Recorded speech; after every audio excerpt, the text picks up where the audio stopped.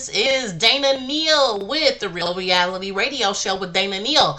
And today we're talking about resolutions don't resolve anything. We're getting ready for the 2015 new year. Really excited about the new year. I am a faith-based person, so I really believe that we are going into this new year with some of the best things that we could actually have going on. I believe that if you've been preparing all of this year or even all of this month for the new year, that you're going to have a great year in 2015. One thing that we're going to touch on today on the Resolutions Don't Resolve Anything broadcast of the Real Reality Radio Show is basically how every year at the beginning of the year or New Year's Eve, people always set up these resolutions. But what exactly are these resolutions going to accomplish? What are they going to do? What are they going to help others with? And one thing I want to talk about is a few points in regards to resolutions and how they are. Now, before I get to my first point on putting together or thinking about your New Year's resolution, I want you to take a listen to something I shared with you guys a few weeks ago, and that's Spirit Deep. And it talks about beauty and, basically preparing people for a new facet of a program that I'm doing. But the reason why I'm sharing this with you on today is because, and how it goes along with resolutions don't resolve anything, it's because we always look at the outer appearance. We always look at what is going on in our lives. We always look at the things on the outside, but never on the inside, and how what is happening on the inside of us affects what's going on the outside of us. Let me give you an example before I even allow you to listen to that, I recorded a few weeks ago. I am a person who loves Coca-Cola. Now, everybody has their qualms about Coke. Everybody has their issues. You'll find on Facebook or any type of social media what Coke does to rust on a car or whatever, battery acid or whatever. So it's got to be doing this on the inside of you. The one thing I notice about when I drink Coca-Cola is that my skin gets darker. But I notice it's with any cola. And people are probably saying, oh, well, that's what's going on the inside of you. But you know what? When I think about Coca-Cola and drinking it, it comes down to if I drink too much of it. If I have 2 or 3 Cokes in a day, 4 or 5 Cokes in a week or whatnot, I notice that my skin gets very ruddy. What do? I clear my skin by drinking a lot of water and flushing some toxins out of my body. And does that stop me from drinking Coca-Cola? No, it just causes me to rethink how I drink Coke or when I drink Coke or how many. So the things that go on the inside of me show up on the outside. And that's what I want you to get when you're talking about Spirit Deep. What's on the inside of you is what shows up on the outside of you. So when you're thinking about resolutions, you're talking about things that will change you. You're talking about, I'm going to the gym or I'm going to save more money. But if you don't utilize in your mindset on the inside of you what needs to happen, what will it change? It won't change much. So I want you to listen to Spirit Deep and understand what I'm saying and how it really applies to resolution. And we will talk about this further after the broadcast. Thank you. Hey, this is Dana, everybody. I am really in a rush on today, but God's got me doing a few things, and I guess it's no guess. I really better do them. I am really excited to be able to be in the land of the living on today. Today is Friday, November 21st. On tomorrow, I will be speaking at the 2nd annual Pieces of Me Women's Conference. And again, even though I don't know what I'm saying, I don't know what needs to be said, I don't know what to share at this point, I do know that the theme of the conference is I'm still here. So I know God is going to give me something to say. And it's not a religious event. It's not. And when I mean religious, I truly mean religious. But it is a spiritual event. But on this morning, God has me basically wanting to get everyone together and for you to hear a word from Him, just some encouraging words. And you notice I didn't say this is Family Breakthrough Ministries. Notice I didn't say this is Apostle D. Neal. This is just a message for you guys to just get. And here it is. I've said it before. Beauty is skin deep. You have to understand that the word says that you are fearfully and wonderfully made, which means that God knew that you would have some things in your life, that you would have to make choices, that you would go up or down, that you would decide that, hey, this is me, this is where I'm at, this is what I'm doing. I know I need to follow the Lord. Maybe I won't. What do people think? How does my hair look? How does my body look? I weigh too much. I'm too skinny. My feet are too big. My eyes are too small. I don't have enough eyelashes. I don't have enough hair. I don't have enough this. I don't have enough that. Let me tell you something. Beauty is skin deep. It does not even matter if you're bald. It doesn't matter if you've seen a lot of pictures of the ladies that have removed their breasts and how beautiful they still are, because it wasn't the breasts that made them beautiful. It was who they were on the inside. They are strong women. They are fighting women. The joy of the Lord is their strength. They are women who says, you know what, my beauty does not come from the size of my breasts, the size of my waist, the size of my how long my hair is, how clear my skin is, how articulate my makeup is. It is not that. That is not where women come from. That is not the beauty inside of women. Same thing with men, especially those of you that have been in war and come back and you don't have a leg or you don't have an arm or you can't see. The beauty doesn't come from the things that we see. The beauty comes from what is illuminated from the inside out. Beauty is spirit deep, spirit deep, spirit deep. Spirit deep, spirit deep, spirit deep. Understand that beauty is spirit deep. And yes, that was not a click in the sound. I said that all those many times. Why? Because you have to understand that regardless of where you thought you were yesterday, when you didn't have any money to buy that wig, when you didn't have any money to get your eyelashes done, when you didn't have any money to get the pedicure or the manicure or any of that thing that falsified thing that you put on the outside of you to make yourself look good, you have to understand that beauty is spirit deep. What is on the inside of you? Because no matter how good you look on the outside or how made up you look on the outside, if you're ugly on the inside, it's going to show through that makeup. It's going to show through that hair. It's going to show through those body parts. It's going to show through. The reason why, ladies, that you keep getting the dog, why you keep attracting the dog, is because whatever's on the inside of you accepts the dog mentality. It is time that you start being positive and being built up from the inside out so that you don't attract the dog. And if the dog sees you, they want to change.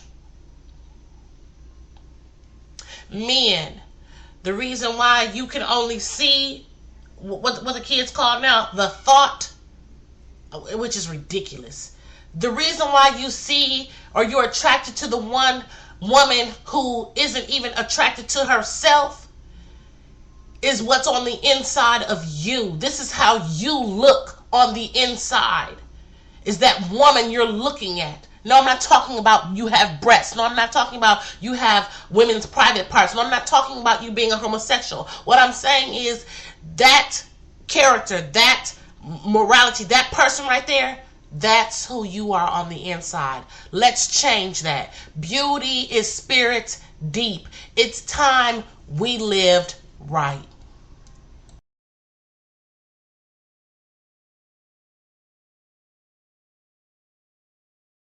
Wow. Every time I listen to that, I think about my own self, and I think about the emotion when I hear myself speak. And the purpose of the Spirit Deep and why it was so vital again for this show, no, not to fill air. Let me just say that.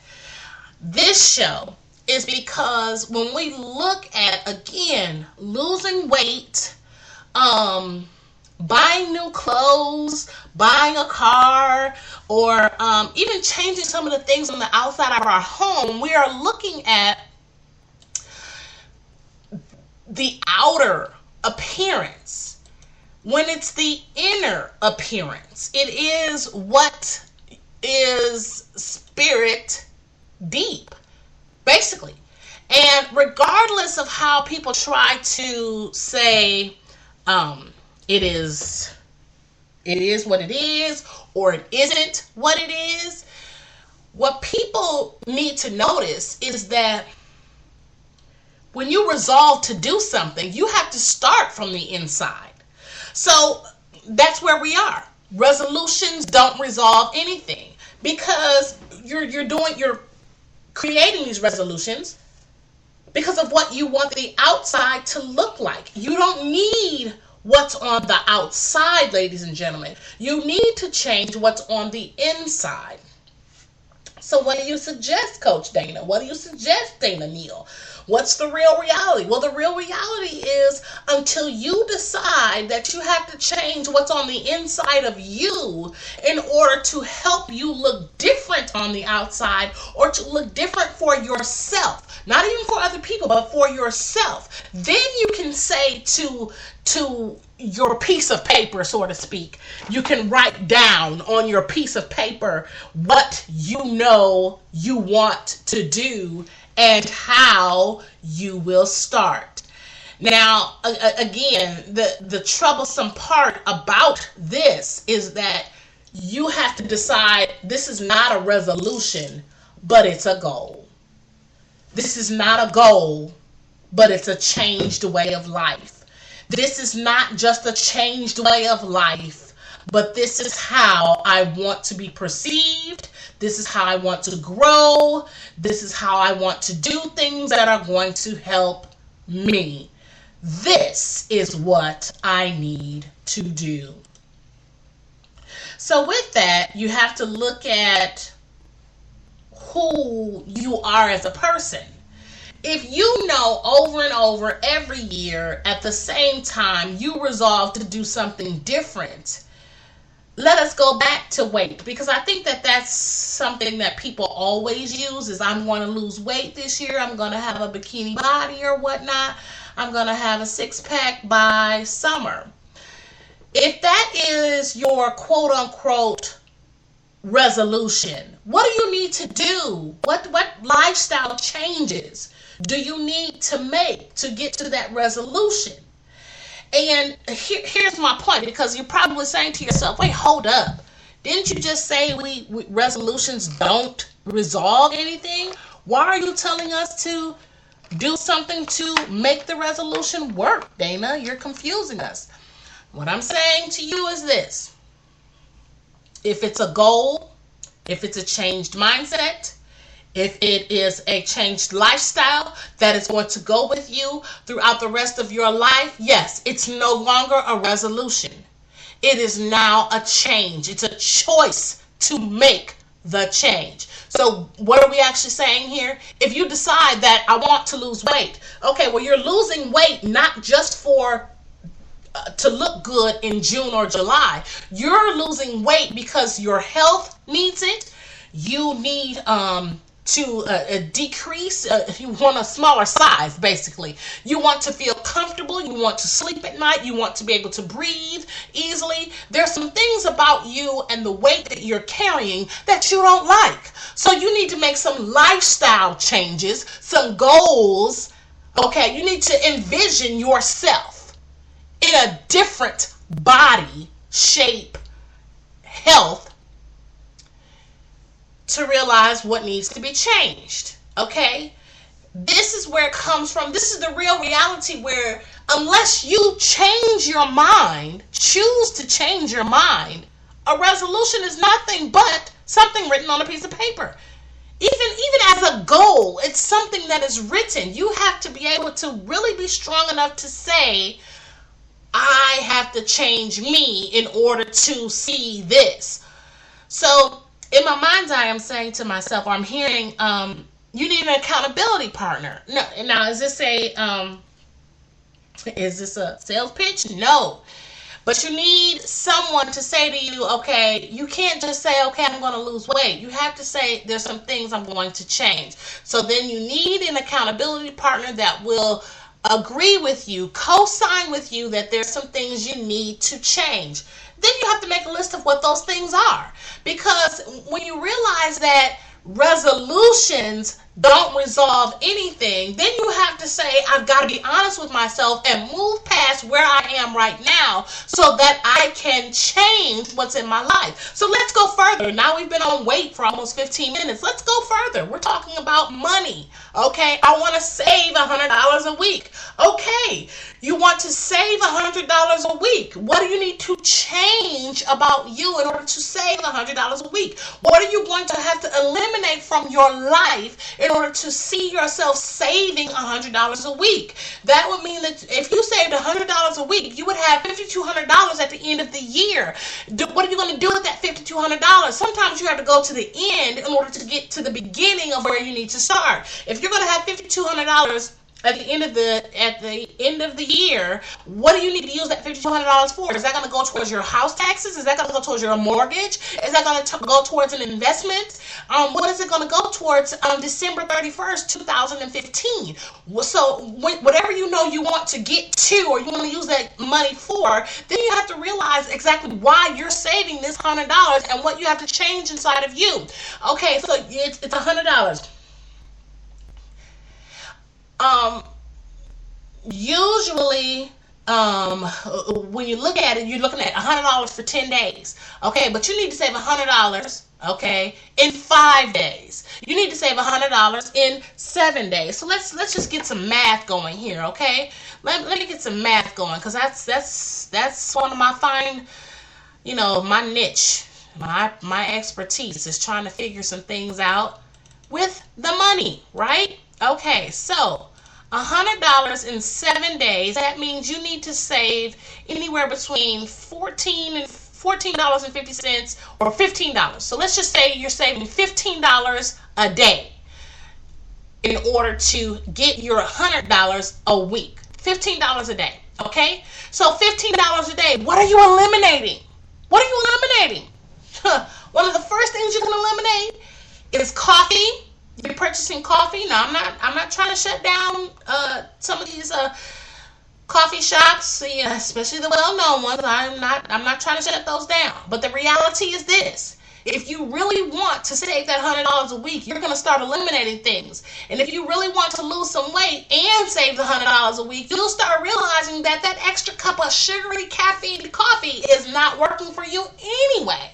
So start with your coffee. Start with your breakfast. You know what? You might get an Egg McMuffin, or you might get a croissant sandwich or whatever. You might purchase a breakfast meal for $7 at your cafeteria office, or at the local fast food place, or even at the healthy breakfast place. You're talking about every day that you spend anywhere between $5 and $10 on breakfast, lunch, or in a snack. So if you can eliminate those things, eliminate them, because now you're talking about putting $10 in your pocket. So where am I going to get this other $5 from, Dana?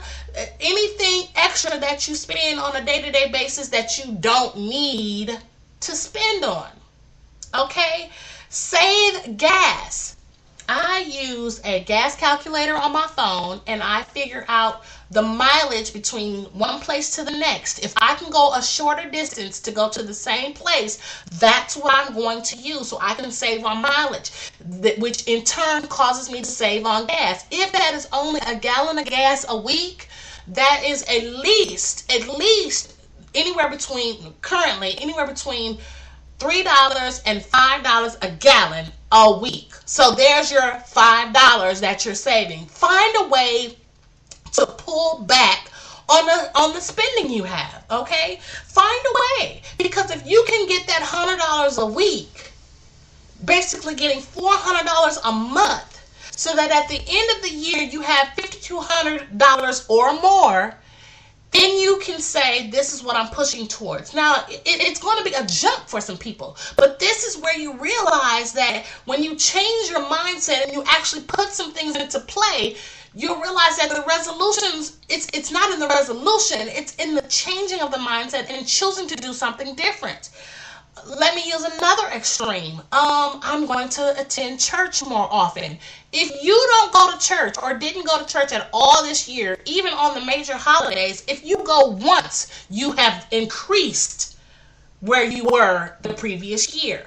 So if you want to go to church and you want to go more often, once already is a step. But if you go 4 or 5 times, that's a major step, because obviously something in the previous year didn't allow you to get to church. So what are you doing now? What you're doing is taking steps. Again, it's not just what you're saying in your head, it's what you're doing. See, a resolution is something that you put on a piece of paper, or you say out your mouth, or this is what I'm going to do, that's what I'm going to do.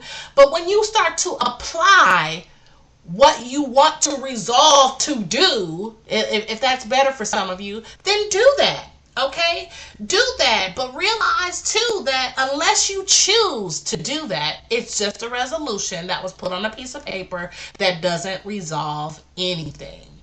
So now, as we kind of come to an end here, think about this. We're going to pause for a second, but I want you to think about this, okay? Where do you really want to be at the end of 2015? Where do you want to be? And what do you want to say to people of the goals you attempted to accomplish, the things in your body, your mind that you wanted to change, and how that's going to help you go forward? You should be able to start the year and end the year with the same high note or higher, because of where you know you're going from that point forward.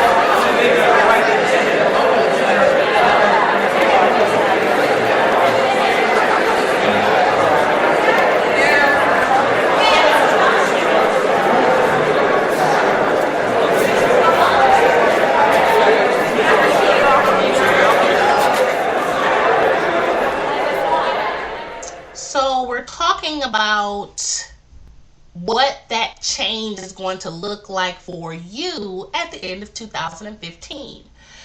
You know, when I started the show or started the program, Resolutions Don't Resolve Anything, I thought to myself about, you know, what do I do, or what have I done year after year after year after year? And it was a few years ago that I decided I'm not making any resolutions because I can't hold myself to them. And then it was recently that I figured out why. And that was it. If you cannot hold yourself to the resolutions that you're making, you're not changing your mind. I choose to do differently in my life the things that I didn't do prior to. So I may want to lose some weight. Okay. I may want to save money. I may want to increase speaking engagements. I may want to add product to my website. I may want to have more events. But whatever I'm desiring to do that I didn't do this year, that I really want to do next year, that's what I'm going to do. Not because I created a resolution, but because my mind is set on doing something different that's going to help me help others. As Coach Dana, as Dana Neal, as Apostle Dana, I am who I am and who I was meant to be. My purpose, plan, and focus as I go into 2015 has already started, has already been implemented, has already increased in the past couple of weeks, more so in the past few days. I have a goal, and my goal is to be better this time next year than I was at this time last year. I am thankful for all of you that listen, for all of you that share, for all of you that send me emails saying, you know what, we enjoyed the show and all that it entails and everything that you try to do to help the communities and the people, especially business people. I enjoy all of those words that you say. So I want to increase in getting that feedback. And what does that mean? That means I'm going to have more radio shows. That means I'm going to have more blogs. That means I'm going to have more events, and I'm going to have more speaking engagements. I am going to increase my wealth so that I can obtain the riches therein. What does that mean for you? That means that you too need to have that same insight. Are you ready to have that same insight? If you are, I want you to be encouraged, and I want you to know that I'm always here for you. As Coach Dana, you can always reach me at coachdana.biz. I am ready to take on whatever you have to help you to grow. Yes, I have some fee-based initiatives. Yes, I have some courses. Yes, I have some self-studies. Yes, I have some recordings on my website. But I'm saying this to you. When you need an accountability partner, I am there. Okay, I am the one that will be there because I have been in your particular place. When you need someone to encourage you, I am the one to do that for you. I'm not saying that you don't have others, but if you don't have anyone, I'm the one. I am Dana Neal, Coach Dana, Apostle Dana, and this has been the Real Reality Radio Show, and we've been talking about resolutions don't resolve anything. Ladies and gentlemen, I want you to change your mindset, set some goals, and look at how you want your end result to be for 2015 and beyond. God bless.